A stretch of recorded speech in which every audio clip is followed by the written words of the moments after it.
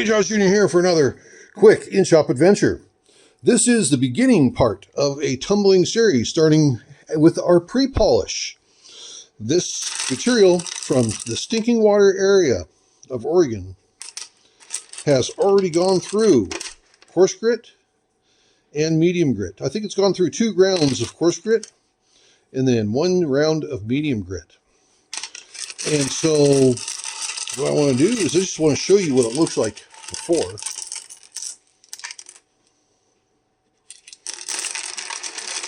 And then we'll get the barrels filled up and then I'll show you what it looks like afterwards.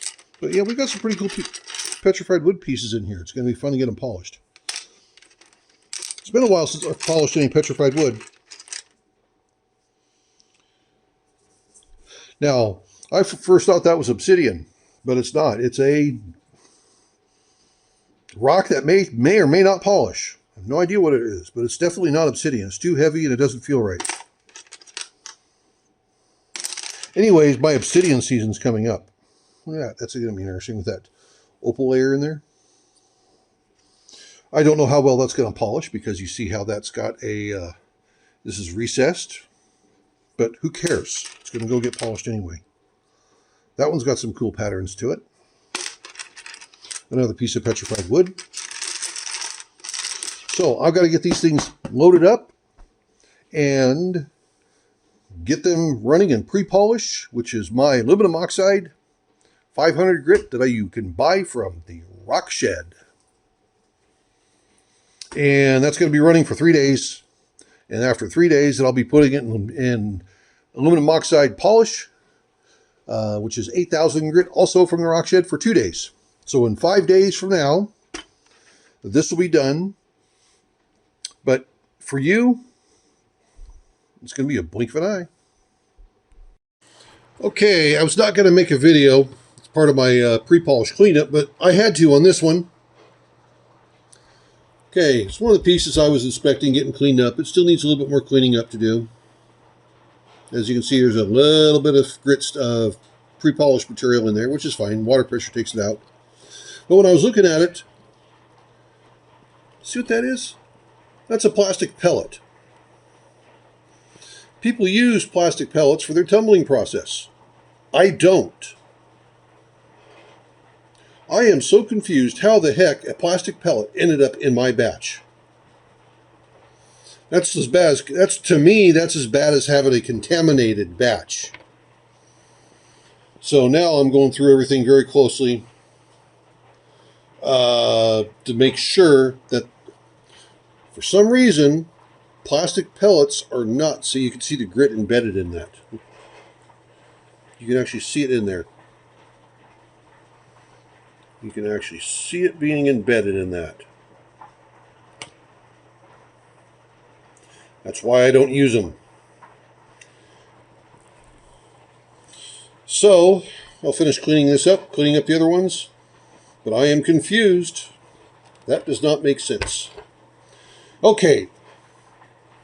Finish this cleaning up of the pre-polish, and then get on to show you the final results. Here are the results of the Stinkingwater tumble batch. Now, for those of you who are common to the Northwest, you know that Stinkingwater is known for the petrified wood. And it has some incredible material down there. I've never really hounded where the petrified wood area is at. I've typically gone to other places where you can find cool agates, to include the white plume agate.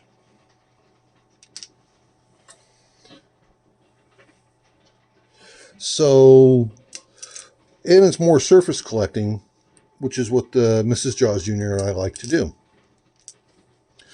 But this is a typical, what I consider a typical batch for me.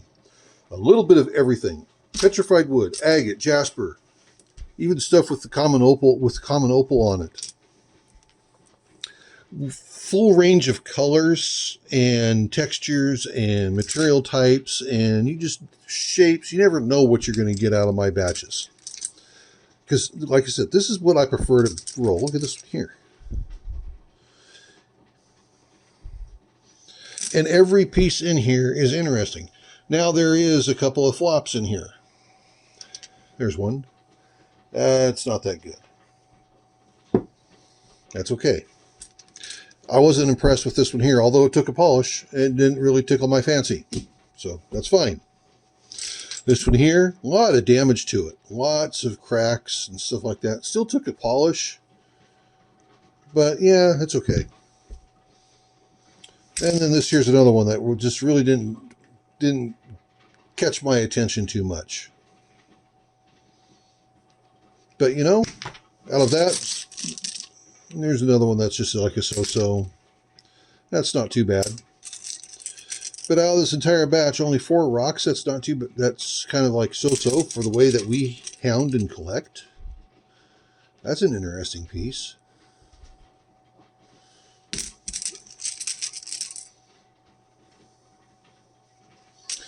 So there's one little one here that really has my attention.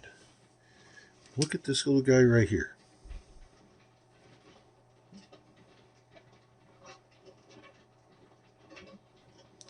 I have no idea what this is.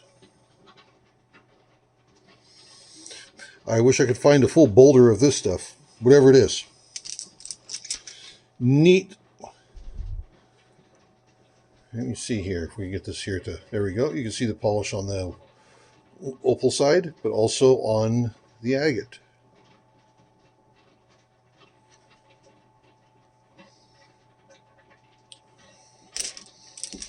And look how clear that one is.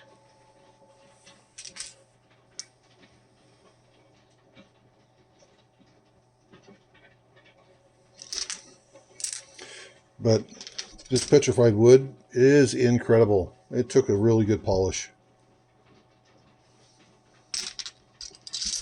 Now, the Stinkingwater area is basically any public property, BLM land, within 2 miles east or west of Stinkingwater Creek, south of Highway 20. And that's about as much information as I can give you because there is not one single spot that we were at. We were at multiple. And I have no idea how many places that we've got out, walked, kicked dirt around sagebrush, around everything else. We put in some miles that day that we collected this material and the stuff that is still outside that's a lot bigger. I didn't know there was anything down in these areas. So we got out and we walked. And guess what? We found material.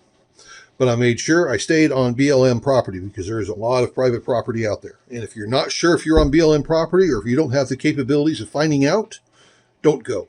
It's not worth the risk. So what do you think of these? I mean, I think they turned out pretty good. More of the petrified wood. God, this stuff is just incredible.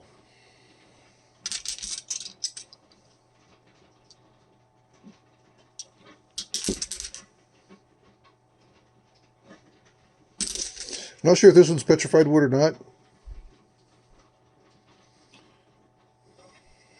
But it is neat.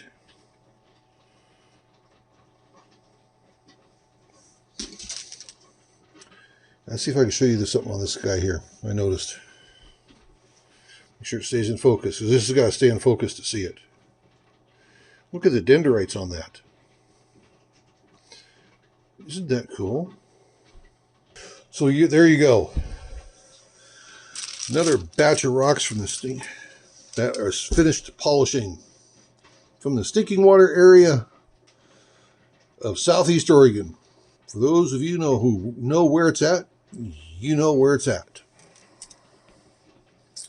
I'm kind of happy with this. This is going to be some pretty cool stuff to mess with. There's some people out there that just might like something like this that's so thin, but not too big. Yeah, there's some projects that could be done with these things.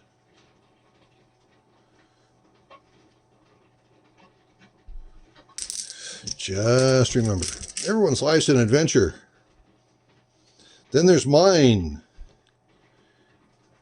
treating each rock as an adventure in itself. This is the Adventures of JawsJr. Have a good one, everybody. See ya.